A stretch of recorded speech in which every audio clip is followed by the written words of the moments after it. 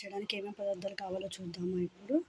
నేను వచ్చేసి ఒక ఫుల్ బౌల్ ధనియాలు తీసుకున్నానండి. సో పచ్చి ధనియాలు.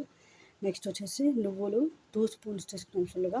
నువ్వులు అనేది గరం మసాలాకి ఆప్షనల్ అండి, టేస్ట్ కోసం వాడుకోవచ్చు. నేను వచ్చేసి కాల్షియం కాబట్టి సో పిల్లలు కూడా మంచిది అని చెప్పేసి వాడుతాను. ఇంకా నెక్స్ట్ వచ్చేసి 2 ఫుల్ స్పూన్స్ గసగసాలు, 1 ఫుల్ స్పూన్ లవంగాలు, చెక్క ఈ మాత్రం సరిపోతుంది, ఒక 10 యాలకులు, 2 పూలు, 2 ఆకులు. సో వీటన్నిటిని మీడియం ఫ్లేమ్లో పెట్టుకొని ఫ్రై చేసుకోవాలండి. ధనియాలు కావాలంటే మీరు ఇంకా కొన్ని వేసుకోవచ్చు, కావాలంటే ఒక బౌల్ వరకు. సో నాన్ స్టిక్ కడాయి పెట్టుకున్నాను. ఇది కొంచెం వేడైన తర్వాత దీంట్లో వచ్చేసి నేను ధనియాలు వేసుకుంటున్నాను. ధనియాలు ఒక 2 నిమిషాలు ధనియాలు వేయించుకున్న తర్వాత నెక్స్ట్ వచ్చేసి మనం పెట్టుకున్న గసగసాలు కొంచెం పచ్చి వాసన పోయే వరకు ఒక 2 మినిట్స్ వేయించుకోవాలండి. మీకు కావాలంటే కనుక ఎండుమిర్చి కూడా ఒక 5 వేసుకోవచ్చు, ఎందుకంటే కారం కోసం. సో మనం ఎలాగో కారం పొడి వాడతాము, బట్ కావాలంటే వేసుకోవచ్చు, ఆప్షనల్ అది. సో ధనియాలు కొంచెం వేగిన తర్వాత నువ్వులు వేసుకోవాలి, గసగసాలు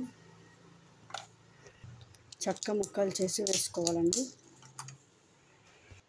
పూలు, ఆకులు, యాలకులు, లవంగాలు.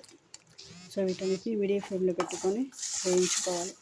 మీడియం ఫ్లేమ్లో పెట్టుకొని వేయించుకున్న తర్వాత మనకి స్మెల్ వస్తుంది, కొంచెం వేగిన వాసన. ఆ వేగిన వాసన వచ్చే వరకు వేయించుకొని తర్వాత స్టవ్ ఆఫ్ చేసుకొని చల్లారిన వరకు ఉంచుకోవాలి పక్కన. చల్లారిన తర్వాత దీన్ని మిక్సీ పట్టుకొని ఒక డబ్బాలో స్టోర్ చేసుకుంటే మీరు దేంట్లో అయినా వాడుకోవచ్చు. అంటే ఆలూ ఫ్రైలో కానీ, చికెన్ ఫ్రైలో కానీ, నాన్ వెజ్ ఫ్రైలో దేనిలో కానీ, లేదంటే వెజిటేబుల్ ఫ్రైలు ఏమైనా చేసినా కానీ దాంట్లో కూడా యూస్ చేసుకోవచ్చు. గ్రేవీలాగా అయినా వాడుకోవచ్చు దీన్ని, లేదంటే కనుక మీరు కావాలంటే పొడిలాగా కూడా వేసుకోవచ్చు. ఇప్పుడు ఆలూ ఫ్రై చేశారనుకోండి దాంట్లో వేసుకోవచ్చు, ఆలూ కుర్మా చేశారనుకోండి దాంట్లో కొంచెం వాటర్ పోసి జారుగా వేసుకోవచ్చు. సో ఇది ఇన్స్టెంట్ గరం మసాలా అండి, ఎందుకంటే మీరు కొబ్బరి కూడా వేసుకోవచ్చు కావాలంటే.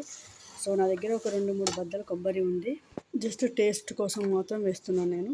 సో ఆ మాత్రం చాలు, ఎందుకంటే ఎక్కువ వేస్తే